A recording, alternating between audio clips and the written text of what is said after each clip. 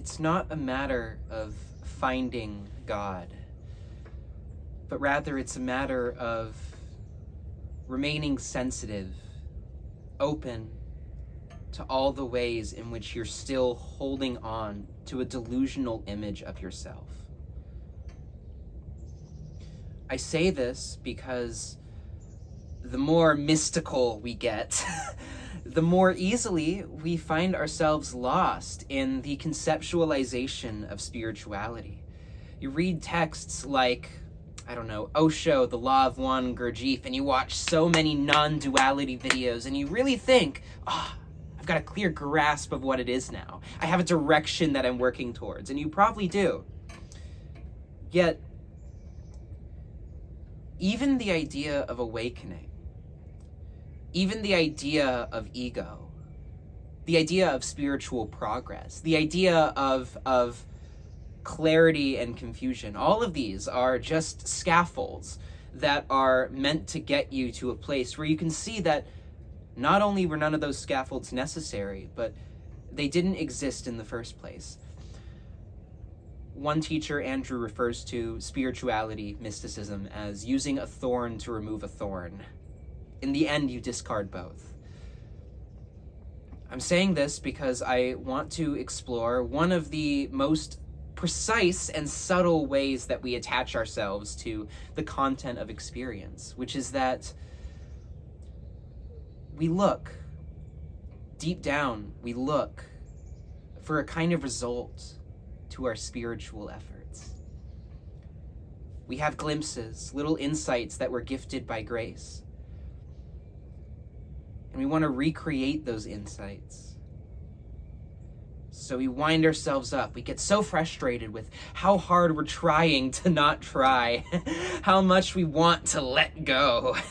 When the truth is that if you really, really wanted to let go, if there was no pocket in you whatsoever that didn't see some juice that could still be gotten out of whatever story you delude yourself into believing, as long as there is any little pocket of doubt or self-limitation,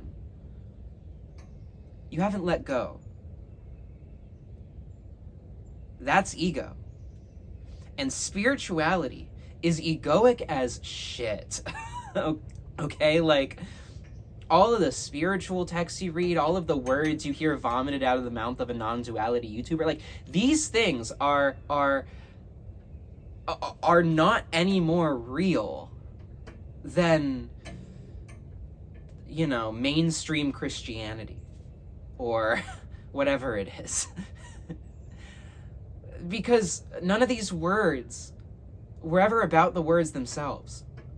And you know all this. You know that, like, the actual crux of non-duality, obviously, or any kind of spirituality, is the experience itself. You know that this is about being alive, about showing up to the present moment, being here now. So why are you still seeing yourself very subtly as someone who's capable of discovering anything new about themselves? You're not going to learn anything new. This is not something you don't know right now.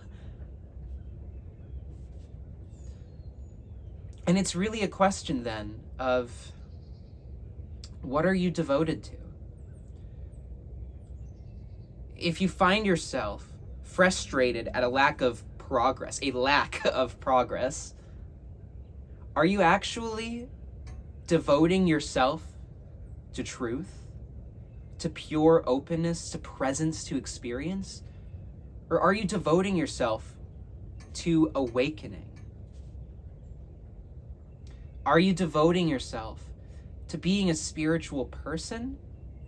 Or are you devoting yourself to what you already are, which is not a person at all, which is nothing spiritual? It's fucking beautiful and mystical and magical, don't get me wrong, but it's not spiritual.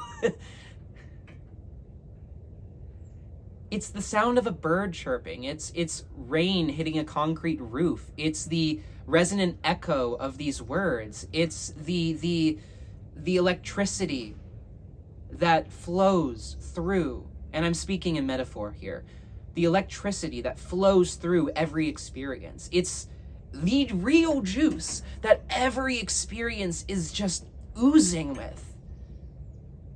It's presence. It's presence that you've got to be devoted to. Because if you want to go in circles, to have a glimpse, and then stress yourself out trying to understand and recreate that glimpse, only to realize that that effort was exactly what you didn't need to do, to have a glimpse, then to just stress yourself out. Or if you want to immediately experience the liberation that you are right now, that is entirely your choice.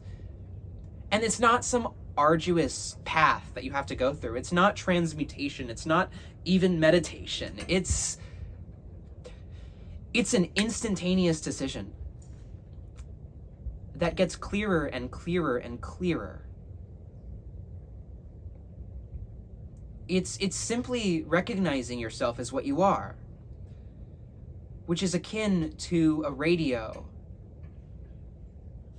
understanding its own freedom, that it is the arbiter of what frequency is being channeled, meaning that it is the agent, if you will, capable of tuning itself to that given frequency. In this case, the frequency of openness, authenticity, love, joy, peace, bliss, truth. If you want to satisfy your rational mind, which, newsflash, you never will, but if you want to try to satisfy it, go on being spiritual. Yeah, go on doing those practices. You know, go on making progress, learning more, uncovering more surfacings. Or just fucking be right here. Just give yourself permission to be happy. That's all this is. It's not about being right about or understanding anything. Really, like, the real awakened sages have no fucking idea what's happening.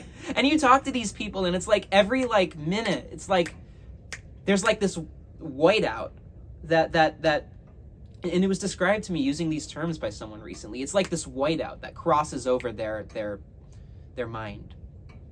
There is an utter sense of not giving a shit about the mind's little tantrums, about the circles that it goes through.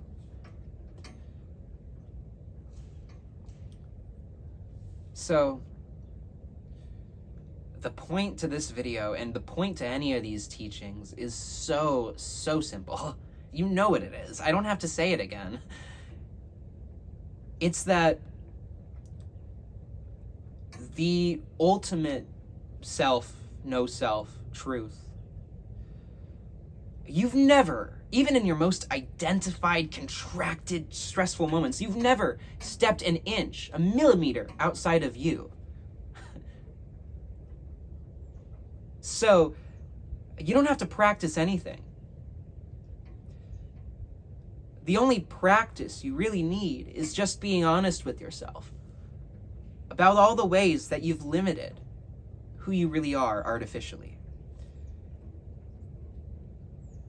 Simply being honest with yourself, moment to moment, as you notice any impulse to label or categorize or pick apart experience. If you want peace, if you want happiness, then you know exactly what you need. Because it starts and ends with you. There was never even a beginning or an ending in the first place. It was just letting what needs to be cleared away get cleared away.